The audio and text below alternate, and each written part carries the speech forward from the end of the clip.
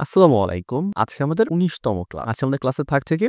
Result sheet. আমরা result sheet আজকে লিখব মিনিমাম দিয়ে। মিনিমাম দিয়ে রেজাল্ট শিট সাধারণত একটু ওল্ড শিটটা যেটা আমরা ডিভিশন যখন ডিভিশন ইউজ করা হইতো অর্থাৎ কি ফার্স্ট ডিভিশন, সেকেন্ড ডিভিশন তখন এটা ব্যবহার করা হতো বিশেষ করে। তবে বর্তমানে এটা ব্যবহার খুবই কমে গেছে। তা আমরা জেনে রাখবো যেন আমরা সূত্রের ব্যবহারটা করতে পারি তার জন্য।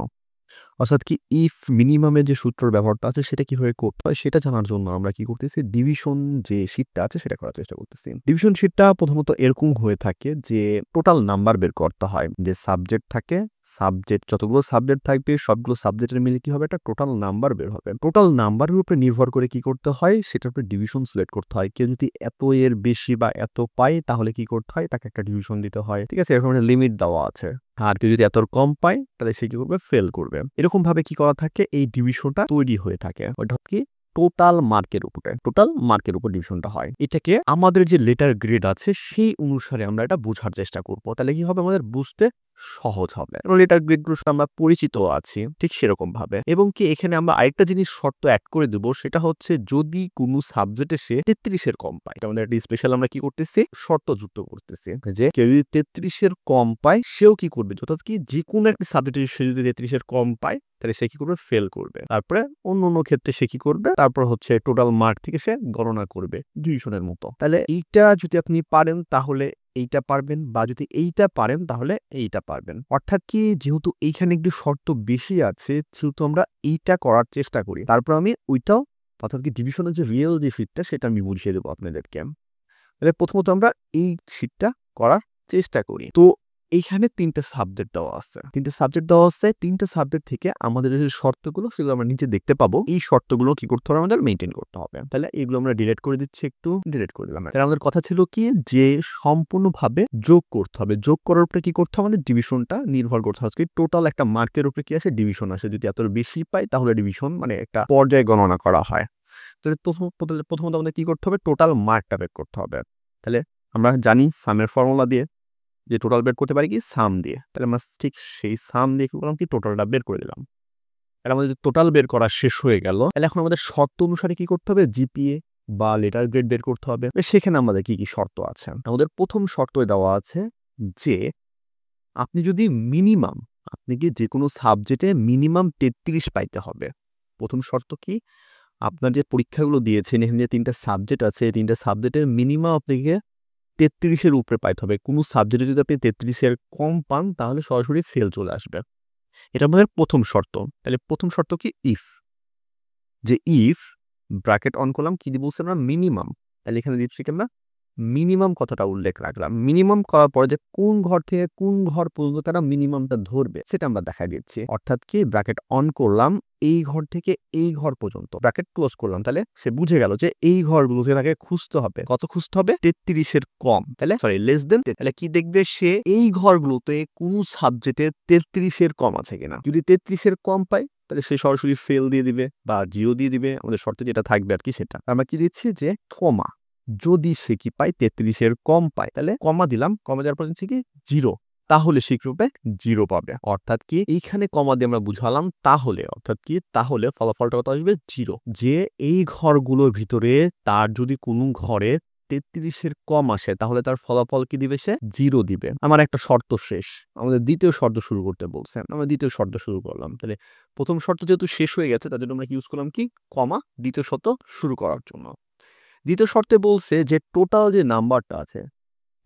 নাম্বারটা আছে সেই নাম্বারে কি করতে হবে আমাদেরকে 99 এর উপরে পাইতে হবে। অর্থাৎ কি 99 যদি সে কম পায় 99 যদি সে কম পায় তাহলে কি আসবে তার ফেল আসবে। তাহলে আমরা কি দিচ্ছি ইফ যদি সে কোন ঘরে যেটা আমার টোটালের ঘর আছে হচ্ছে E3 তে। আমি এখানে লিখে দিচ্ছি E3 তে যদি সে E3 তে কত লেস দেন 99 পায়।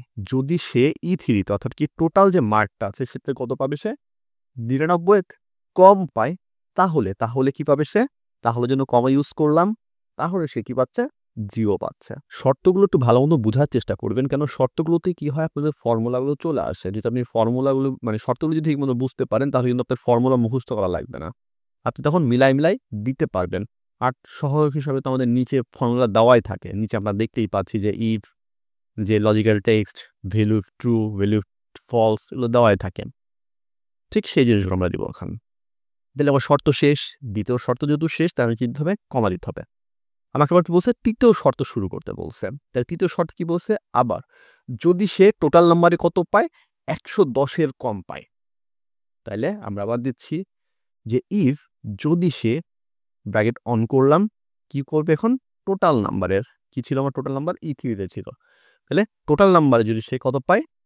১১০ এর কম পায়, তাহলে তার মার্ক আসবে কত? 1। তাই সে কত পাবে? 1 পাবে। কমা দিলাম। এরপর বলছে আবার যে পরের শর্ত। একই রকমভাবে শর্তগুলো কিন্তু আমরা লিখতেছি খালি। আপনি যদি চান এখান থেকে আমরা কপিও করে নিতে পারি। যেখান থেকে আমরা কপি করলাম তাহলে আমার লেখা লাগবে না বারবার। শুধু আমি শর্তগুলো এডিট করে দিচ্ছি এখান থেকে। যেখানে কি বলছে? ১৫০, ১৫০ এর কম পাইলে সে কত পাবে? 2। আবার কি করলাম আমি? আবার পেস্ট করলাম। আবার শর্তে কি বলছে? যে সে যদি ২০০ এর কম পায়, সে যদি ২০০ এর কম পায় তাহলে সে কত পাবে? 3। আবার কি দিলাম? পেস্ট করলাম। এখন কি বলা আছে? সে যদি ২৫০ এর কম পায়, সে ২৫০ এর কম পায় তাহলে তার পয়েন্ট কত আসতেছে? এখানে আমাদের বলে দিছে যে 3.5। আবার পেস্ট করতেছি আমরা যে এখানে তা আবার বলে দিয়েছে সে যদি ২৭৫ এর কম পায় তাহলে তার পয়েন্ট কত আসবে? 4। তাহলে এতদূর পর্যন্ত আমরা জানলাম শর্তগুলো ঠিক ছিল আমাদের। একই শর্ত ছিল। শুধু আমরা কি করেছি তারা সংখ্যাগুলো আর পয়েন্টগুলো শুধু ভিন্ন করছি। এখন কিন্তু আমাদের শর্তটা একটু পরিবর্তন হয়ে গেছে। এখন বলেছে যে কেউ যদি ২৭৫ বা ২৭৫ এর বেশি পায়, ২৭৫ এর সমান পাইতে হবে বা তার থেকে বেশি পাইতে হবে। তাহলে আমরা দিচ্ছি কি ইফ যদি ব্র্যাকেট অন করলাম টোটাল মার্কে তার মধ্যে কি থাকবে? ২৭৫ এর সমান বা বেশি। তাহলে আমরা কি দিচ্ছি? Greater than and equal. আমরা সেটাই জানলাম যে ২৭৫ এর বেশি বা সমান। ২৭৫ এর বেশি বা সমান তাহলে কত? ২৭৫ এ। ২৭৫ এর সমান বা যদি বেশি পায় তাহলে তার পয়েন্ট আসবে কত? 5। তাই কিন্তু আমাদের শর্ত শেষ। এরপরে কিন্তু আমাদের শর্ত নাই আর। যেহেতু শর্ত আমাদের নাই সেহেতু আমরা কমা দিব না। আমরা কি করব? এখন ব্র্যাকেটগুলো ক্লোজ করব। সেজন্য আমরা কি করতেছি? একটা ব্র্যাকেট দিলাম দিয়ে যদি আমি এন্টার প্রেস করি তা আমাকে বলে দিচ্ছে যে আরও ব্র্যাকেট আছে। আমি শুধু ইয়েস প্রেস করে দিলাম। তাহলে কি হচ্ছে? তারা বাকি ব্র্যাকেটগুলো ধরে নিল। দিয়ে এন্টার প্রেস করলে কিন্তু আমার ফলাফলগুলো চলে আসতেছে। এটাতে আসছে 0। কেন? দেখেন কি এইখানে তারা ৩৩ এর কম পাইছে। কত আসছে? ৩৩ এর কম আসছে। সেহেতু সে ধরে নিয়েছে এটা কি হবে? ফেল হবে। যে আমরা প্রথমেই বলে দিয়েছিলাম যে যদি সে কোনো সাবজেক্টে ৩৩ এর কম পায় তাহলে তার ফলাফল কি আসবে? 0 আসবে। ইনি এখানে কত পাইছে? ৩৩ এর কম পাইছে সেহেতু কত ফলাফল আসছে? 0 আসছে। আচ্ছা, এখানে আমার ২ টা ঘর আসছে। আমি যদি বেশি চাইতাম ঘর তাহলে আমাকে বেশি দিত, আমি যদি চাইতাম না তাহলে আমি কমায় নিতে পারতাম। এটা হচ্ছে আপনার ইচ্ছা আপনি কয়টা করে ঘর রাখবেন। কারণ অনেক সময় আমাদের কম বেশি করার প্রয়োজন পড়ে। তবে আমরা জিপিএ এর ক্ষেত্রে সাধারণত ২ ঘর কাউন্ট করে থাকি। যেহেতু সেজন্য আমরা ২ ঘর রেখেছি। তাহলে লেটার গ্রেড আমরা কি করব? লেটার গ্রেডে কিন্তু আমাদের সেম ফর্মুলায় পড়বে। শুধু আমরা কি করব? একটু চেঞ্জ করে দেব। এখানে যেখানে আমরা পয়েন্ট ব্যবহার করেছি, এখানে কি ছিল আমাদের? 0 ছিল। এখানে কি আসবে? 0 বদলে এফ লেখা আসবে। যে সে কি করতেছে? ফেল করতেছে। তাহলে আমাদের বেশি যদি আমরা না বুঝে যদি সেই লেখাগুলো শুধু চেঞ্জ করে দিই, তাহলে কিন্তু আমার কাজ হয়ে যাচ্ছে। যে এখানে 0 মানে কি জানি আমি? ফেল জানি। তাহলে আমার কি আসতেছে? এখানে আমি ২ টা ইনভার্টেড কমা দিলাম। যেহেতু আমার লেটার আছে সেহেতু আমি কি করব? ইনভার্টেড কমা দিয়ে আমি লিখে দিব। তাহলে ফেল হয়ে যাচ্ছে। আবার এখানেও 0। আমরা কি জানি? এখানে সমান ফেল। অর্থাৎ কি যেখানে আমার পয়েন্টগুলো ছিল, যে এই যে জিপিএ যেখানে আমার ছিল, সেই জিপিএ গুলো শুধু আমি চেঞ্জ করে দিচ্ছি। যেখানে কি আসবে আমার? ১ মানে আমরা জানি ডি। তারপরে কি আছে? ২। ২ মানে আমরা কি জানি? সি। তারপর আমরা কি জানি? যে ৩ মানে আমরা জানি হচ্ছে বি। ৩ মানে বি। তারপর আমরা জানি 3.5 মানে হচ্ছে মাইনাস এ বা এ মাইনাস যেটা আমরা বলি। তাহলে হচ্ছে এ মাইনাস। ক্লোজ করলাম। তারপরে 4 মানে আমরা কি জানি?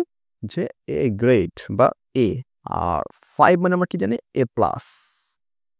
তাহলে এ প্লাস ব্র্যাকেট ক্লোজ দিয়ে যদি আমি ইন্টার প্রেস করি তাহলে কি হয় দেখেন কি আমার সেই ফলাফল অনুসারে এটার গ্রেডগুলো চলে আসছে। তাহলে অবশ্যই কি করতে হবে আপনাকে? শর্ত পড়তে হবে। যে শর্তে আসলে কি বলছে। যদি শর্তটা আপনি খুব ভালোমতো বুঝতে পারেন তাহলে কি হবে? আপনি কাজটা করতে পারবেন। কারণ হচ্ছে আমরা এখানে শর্ত দেখতে পাচ্ছি। কিন্তু যখন আমরা অফিসে কাজ করতে যাই তখন কিন্তু আমাদের শর্ত থাকে না। তখন কি করতে হয়? নিজেদেরকে শর্তে তৈরি করতে হয়। শর্ত তৈরি করে সেটাকে ফর্মুলা আকারে আমাদের প্রদান করতে হয়। ঠিক আছে? সেজন্য আপনাকে কি করতে হবে? অবশ্যই শর্ত বুঝতে হবে। বুঝে কাজ করতে হবে। যদি শর্ত বুঝে আপনি কাজ করতে পারেন তাহলে ফর্মুলা আপনার মুখস্থ করতে হবে না। যদি আমরা ঠিক একই রকম ইয়াতে যাই, ডিভিশনের ক্ষেত্রে, তাহলে টোটাল বের করেছি আমরা। দেখেন কি টোটালের ফর্মুলা দেওয়া আছে। যে একা এই সাবজেক্ট থেকে এই সাবজেক্ট পর্যন্ত শুধু টোটালগুলো আমরা বের করে নিয়েছি। টোটালগুলো বের হয়ে গেছে। টোটালগুলো বের হওয়ার পর আমরা শুধু কি করেছি? ঠিক একই জিনিস। যদি আমরা শর্তের সাথে একটু মিলাই নিই, দেখেন যে আমাকে কি বলছে? ইফ যদি কারো টোটাল মার্ক ৩০০ র সমান বা বেশি আসে, ৩০০ সমান বা বেশি আসে অর্থাৎ কি কেউ যদি ৩০০ বা তার বেশি পায় সে কি পাবে? স্টার মার্ক পাবে। ঠিক একই রকমভাবে কি করছি আমরা ২ পাশে ইনভার্টেড কমা দিয়ে স্টার লিখে দিয়েছি। আপনি এখানে অন্য কিছু লিখতে পারেন। আপনার যেটা ইচ্ছা। যেটা আপনি লিখবেন ঠিক সেটা এখানে শো করবে ফর্মুলা অনুসারে। তারপরে বলছে কি যে ২৪০ এর সমান বা বেশি পেলে ২৪০ এর সমান বা বেশি পেলে সে কি পাবে? First division. তারপর দেখেন কি ৩০০ সরি ১৮০ এর সমান বা বেশি পেলে সে কি পাবে? Second division. ১৩২ এর সমান বা বেশি পেলে সে কি পাবে? Third division. তাহলে ১৩২ পর্যন্ত শেষ। আর ১৩২ এর নিচে যারা পাবে, কেন এই যে আমার এখানে কিন্তু চলে আসছে যে ১৩২ এর সমান। ১৩২ টা কিন্তু চলে আসছে এখানে। তাহলে ১৩২ তো আর আসা সম্ভব না। তাহলে ১৩২ এর নিচে পাইতে হবে আমাকে। তাহলে ১৩২ এর নিচে যারা পাবে তারা কি পাবে? ফেল পাবে। তারা ফেল হবে। যে ব্র্যাকেটগুলো আছে সেই ব্র্যাকেটগুলো শুধু আমরা শেষ করে দিচ্ছি। তাহলে কিন্তু আমার পুরা ফর্মুলাটা হয়ে যাচ্ছে। শুধু আপনি শর্ত এবং কি কোন ইয়ারগুলো দেখার চেষ্টা করেন, একটু মিলাই নেন। তাইলে দেখবেন কি আপনি বুঝতে পারছেন। আর এগুলো প্র্যাকটিস করতে হবে। প্র্যাকটিস ছাড়া কোনো সমস্যার সমাধান হবে না। যত বেশি প্র্যাকটিস করবেন তত বেশি আপনি সূত্রগুলো বা শর্তগুলো ধরতে পারবেন। সেহেতু অবশ্যই প্র্যাকটিস করতে হবে। বই যতগুলো অঙ্ক আছে সবগুলো করার চেষ্টা করতে হবে। আশা করি আপনারা শর্তগুলো বুঝতে পারছেন। যে এত এর বেশি, কম বা বেশি। শর্ত শেষ হলে আমরা কি দিই? কমা দিই।